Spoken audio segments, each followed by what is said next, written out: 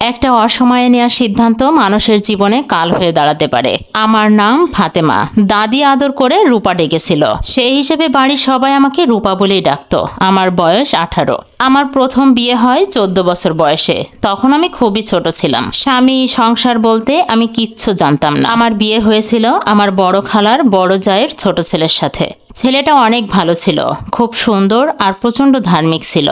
আমার মা বাবা ছেলেটার ব্যবহারে এতটাই মুগ্ধ হয়েছিলেন যে তার সাথে বিয়ে দিতে আমার মা বাবা একদম পাগল ছিলেন। আমার থেকে ছেলেটা 10 বছরের বড়। বিয়েটা হয়েছিল একদম অল্প আয়োজনে, শুধু কবুল বলে এ ঘর থেকে ও ঘর। কারণ বিয়েটা হয়েছিল আমার বড় খালার বাড়িতে, আর আমার খালার ঘর আর তার জায়ের ঘরের মাঝখানে 1 হাত দূরত্বের উঠান। বলে রাখা ভালো, বিয়েটা হয়েছিল মোবাইলে।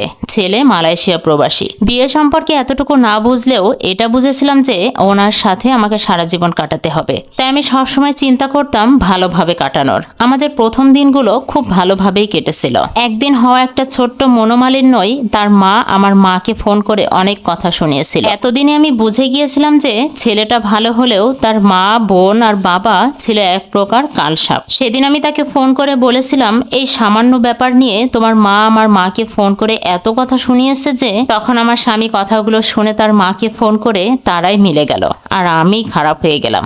আমার সাথে বাজে ব্যবহার করা শুরু করলো। আমি সেই বাজে ব্যবহার এখনো বিশ্বাস করতে পারি না। মনে হয় যে আমার কানের ভুল ছিল। ও যখন আমার সাথে বাজে ব্যবহার করা শুরু করলো তখন আমি প্রচন্ড রেগে গিয়ে ওর সাথেও খারাপ ব্যবহার করা শুরু করলাম। আমার কপাল পোড়া ছিল।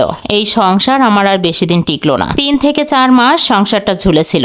তারপর ওর মা গ্রামের লোকজন ডেকে সালিশ বসালো। আমি ছিলাম না। ওরা বলেছিল আমি আর আমার মা বাবা যেন সালিশে উপস্থিত থাকি। কিন্তু সেদিন আমার বাবা মা আমাকে বাড়িতে রেখে গিয়েছিল, আমাকে নেয়নি। হঠাৎ আমার বাবা বিকালে আমার কাছে ফোন দেয়। সেই দিনই আমার সব শেষ হয়ে গেল।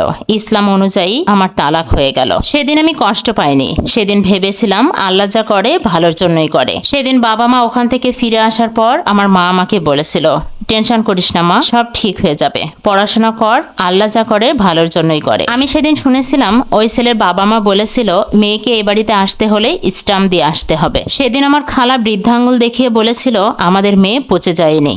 তারপর আমি আবার মাদ্রাসায় ভর্তি হয়ে গেলাম। 2 বছর পার হয়ে গেল। পড়াশোনার মাঝামাঝি আমার কাছে অনেক বিয়ের প্রস্তাব, চাকরির প্রস্তাব, প্রেমের প্রস্তাব এসেছিল।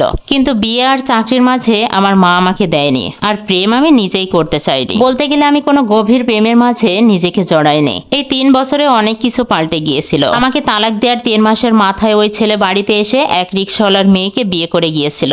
এইভাবে নিজের জীবন পার করতে করতে কখন যে 4টা বছর পার হয়ে গেল নিজেই বুঝতে পারিনি। অতঃপর আমি একটা ভুল সিদ্ধান্ত নিয়ে নিলাম। সেই সিদ্ধান্ত আমার জীবনটাকেই শেষ করে দিল।